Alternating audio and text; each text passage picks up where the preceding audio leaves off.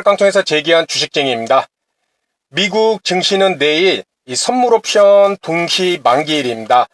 특히 나스닥 같은 경우 이 기술주들이 많은 나스닥 같은 경우 이 소프트뱅크의 콜옵션 매수 이 파생 상품과 관련된 이슈가 있기 때문에 내일 미국 시장 당장 오늘부터 또 어떤 변동성이 나올 수도 있기 때문에 시장에 이 미국 증시를 꼭 체크를 잘 해보셔야 될 것 같습니다. 지금 현재 야간 선물 지수가 그나마 우리 장중에 2%까지 빠졌다가 우리 장이 마감을 하고 슬금슬금 조금씩 올라서 지금 현재 S&P 선물은 1.13%, 나스닥 선물은 마이너스 1.26%.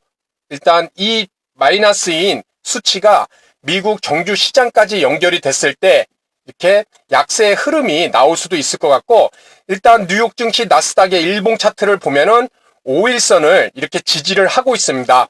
그리고 10일선이 저항이 되고 있죠. 5일선과 11선 사이, 그리고 그 위에 우리가 중요하게 보는 20일 이평선까지 이렇게 머리 위에 있는 이런 모습이 나오고 있습니다. 내일 또 오늘 선물 옵션 만기일인 내일 어떤 흐름이 나올지 이 뉴욕 증시의 향방을 잘 체크를 해볼 필요가 있을 것 같습니다. 오늘 매매하시기 상당히 어려운 그런 시장이 아니었나 이렇게 생각을 됩니다. 저도 장 초반 오전장에 좀 보유하고 있던 종목들 다 정리를 하고 수익 실현할 종목들 수익 실현하고 또 손절할 종목들 잘라내고 그래서 종목들을 정리를 하고 이렇게 장중에 단타 매매로 2번만 들어갔다 나왔다 이런 매매를 하였습니다. 오늘 시장에서 윗골이단 종목도 상당히 많았죠. 그렇죠. 장중 내내 마이너스인 이 미 선물 지수 투자 심리를 악화시켰고 또 프로그램 매매 매도 물량을 유발시키는 이 장중에 외국인들이 선물 매도 물량 장중에 5,700억까지 이렇게 선물을 매도하는 이런 외국인들의 모습이 나왔습니다. 다행히 장 마감에 또 이렇게 환매를 해갖고 이렇게 코스피 지수도 끌어올리는 이런 움직임이 나와줬었는데, 외국인이 선물을 대량 매도할 때는 이 프로그램 매매 우리 잘 아시죠? 이제는 차익 거래 선물 지수와 현물 지수의 그 차이 베이시스 차이 때문에 외국인이 선물 지수 끌어내려갖고 매도를 해서 끌어내리면 이론적으로 코스피 200 지수로 만들어진 이 선물 지수와 현물 간의 가격 차는 이론상 동일해야 되잖아요. 그렇죠? 그런데 외국인이 선물을 매도 치니까는 그렇죠? 프로그램 매도 물량이 코스피 200 대형주들을 중심으로 프로그램 매도 물량이 나온다는 것이죠. 그래서 이 차익 거래에서도 이 매도 이 금융투자가 1,000억 정도 차익거래 프로그램 매도 물량이 나와서 우리 대형주들이 좀 힘든 그런 모습을 보였습니다. 오늘 같은 시장에서 우리가 종목만을 봐서는 절대 안 되겠죠. 그렇죠? 우리 코스피와 코스닥 지수의 움직임이 이렇다 보니까는 하락하는 움직임이 나오다 보니까는 생각처럼 매매할 종목이 어제도 그렇고 오늘도 상당히 적게 나왔습니다. 오늘은 어제보다 더 매매할 종목이 5% 이상 상승한 종목 불과 73개밖에 되지가 않습니다.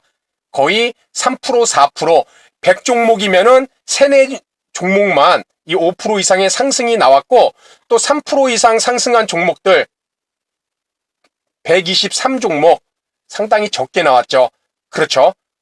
200, 300개 그 정도 사이에 전체 종목 수에서 123개밖에 안 된다. 3% 이상의 종목.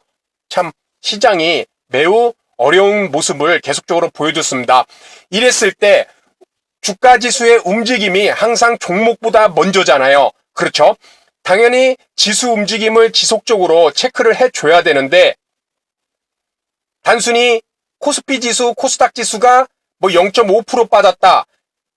마이너스 1% 빠졌다. 이렇게 지수만 봐서는 이 주가의 움직임을 우리가 종목을 접근을 해야 되는지 사전적으로 주가 지수의 움직임이 먼저인데 이 지수 숫자만 봐서는 절대 오늘 시장이 다시 장 후반에 회복될 수 있을지 그렇게 회복될 가능성이 있어야 우리가 장 중반에라도 종목을 매매를 하잖아요. 그렇죠? 그런데 숫자만 봐서는 절대 그 흐름을 읽기가 어렵다는 것입니다. 그렇기에 우리가 종목을 봤을 때 일봉만 보는 것이 아니잖아요. 분봉을 보잖아요. 그렇기 때문에 코스피와 코스닥 지수도 우리가 하락이 멈추고 장 후반까지 또 반등이 나올 수 있을지 이것을 챙겨보기 위해서는 분봉을 통해서 코스피와 코스닥이라는 이 지수라고 생각하지 마시고 2,406원짜리 이 코스피 종목이라고 생각을 하시고 또 코스닥도 지수라고 생각하지 마시고 코스닥 종목이라고 생각해서 이 종목들이 장 후반까지 오를 수 있는지 분봉을 통해서 체크를 해볼 필요가 있다는 것입니다.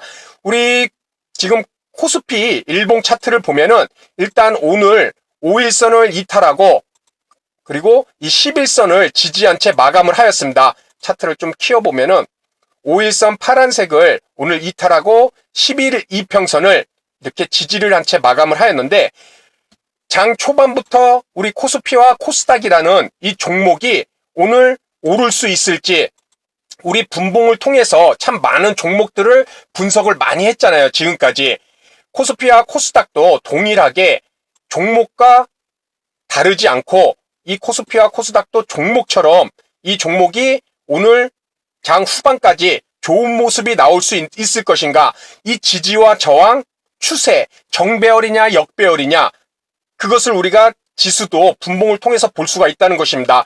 어제 장이 마감하고 우리 코스피 지수도 지금 3분봉입니다. 이 코스피라는 종목도 3분봉 22평선 역배열에서 정배열로 돌리기 위해서는 여기서 지지가 나와야 되는데 이탈을 해버리죠. 점심시간까지 계속 역배열을 만들어가고 있습니다. 이것이 만약에 종목이라면 우리 선생님도 오늘 많은 종목들 이 종목을 매수를 할 수 있을까 한번 생각해 볼 필요가 있다는 것입니다. 그렇죠. 코스피라는 3분봉, 코스피 종목이라는 3분봉의 차트입니다. 10분봉을 보면 명확하게 드러나죠. 그렇죠. 우리가 분봉을 보더라도 최근에 말씀드렸듯이 1분봉만 보는 것이 아니라 1, 3, 5, 10, 저 같은 경우 15분봉까지 보고 있습니다. 종목이든 지수든. 그렇게 됐을 때 이 10분봉의 코스피라는 종목을 봤더니 완벽한 역배열입니다. 그렇죠. 주가지수가 뭐 0.3% 빠졌네, 0.8% 빠졌네, 이런 숫자만 봐서는 오늘 우리 코스피 종목이 올라갈지 절대 알 수가 없죠. 꼭 코스피라는 종목의 분봉을 통해서 10분봉의 22평선, 장이 시작할 때부터 역배열이고 그리고 단 한 번의 저항, 한 번에 돌파가 나오지 않다가 장 후반에 그나마 이렇게 끌어올리는 이런 모습이 나왔습니다. 내가 만약에 코스피라는 이 종목을 지금 이런 역배열 구간에서 매수를 할 수 있을까? 그렇죠. 15분봉은 볼 것도 없겠죠. 10분봉 20선이 역배열이니 15분봉 20선도 당연히 이렇게 역배열을 만들어가는 그런 모습이 나오고 있습니다. 코스피라는 2,406원짜리 이 종목을 오늘 내가 매수를 할 수 있을까? 분봉을 통해서는 매우 힘들었죠. 그렇죠? 코스닥이라는 종목도 한번 보도록 하겠습니다. 일단 일봉상에서 동일하게 5일선을 오늘 이탈하고 10일 이평선을 지지를 하고 있습니다. 이 10일 이평선을 이탈한다면 또 한번 이 전고점인 그리고 21선과 연계가 되는 상당히 어떻게 보면 조심할 수도 있어야 되는 그런 자리로 보이죠. 그렇죠? 이 허공에 떠 있기 때문에 자, 이 코스닥이라는 종목 885원짜리입니다. 이 885원짜리라는 코스닥 종목 이 3분봉을 통해서 내가 이 종목을 오늘 매수를 할 수 있을까? 한번 보면은 어제 장이 마감하고 이 코스닥이라는 종목 3분봉 20선을 이탈을 합니다. 그리고 회복을 해줬을 때 3분봉 20선을 돌려놨는데 그렇죠. 돌려놨는데 지지가 나왔으면 참 좋죠. 여기서. 그리고 다시 상승 추세를 이렇게 만들어가면은 참 좋을 텐데 다시 하향 이탈 그리고 전저점까지 이렇게 이탈하는 이런 모습이 나오면서 오늘 장 후반까지 줄줄줄 흘러내리는 이런 모습이 나왔습니다. 아무래도 장 초반에는 여러 종목들이 기대감을 갖고 많이 오르잖아요. 종목들이. 그렇죠? 그렇지만 지수가 장 후반, 장 중반, 후반으로 갈수록 빠지면은 윗꼬리를 다는 종목들이 상당히 많이 나올 수밖에 없습니다. 그것이 가장 무섭죠. 장 초반에 오늘 이 종목 갈 수 있겠구나 했는데 지수가 밀림과 동시에 여러 종목들이 같이 밀려버리는 그런 모습. 그렇죠. 이 코스닥이라는 종목도 10분봉을 보게 되면은 완벽한 역배열이 만들어지고 있죠. 그렇죠. 어제 장이 이렇게 여기서 마감을 하고 이 10분봉 22평선 이렇게 역배열로 만들어서 계속적으로 저항이 되고 있으면서 우하향하는 그런 모습을 나타내고 있습니다. 이렇기 때문에 우리가 종목을 물론 강한 종목은 분명히 있겠죠.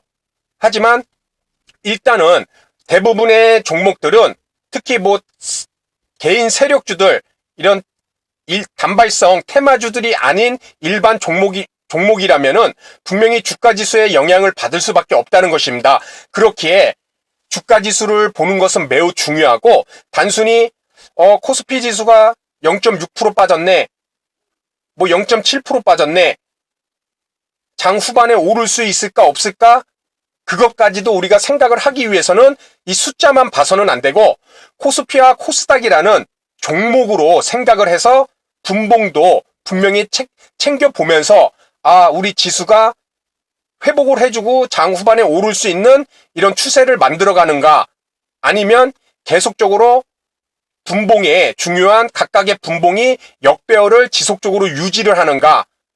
역배열로 지속적으로 유지를 했을 땐 내가 그 다음 종목을 적극적인 매매가 가능할 것인가, 그것을 한번 생각해 볼 필요가 있을 것 같습니다. 그래서 오늘은 우리가 꼭 생각해야 되는 이 코스피와 코스닥이라는 주가 지수, 이 지수의 움직임을, 종목들을 분석하듯이 이 코스피와 코스닥의 분봉도 분석을 통해서, 분석이라고 해서 매우 복잡한 게 아니잖아요.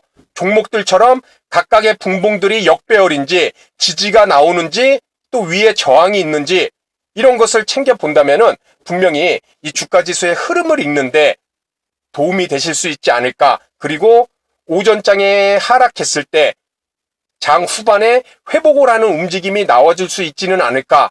이런 것을 스스로 체크를 해보고 기준으로 잡을 수 있지 않을까, 이런 생각을 해봅니다. 그래서 오늘 내용은 여기서 마치도록 하고요. 다음 시간에도 좋은 내용으로 인사를 드리도록 하겠습니다. 감사합니다.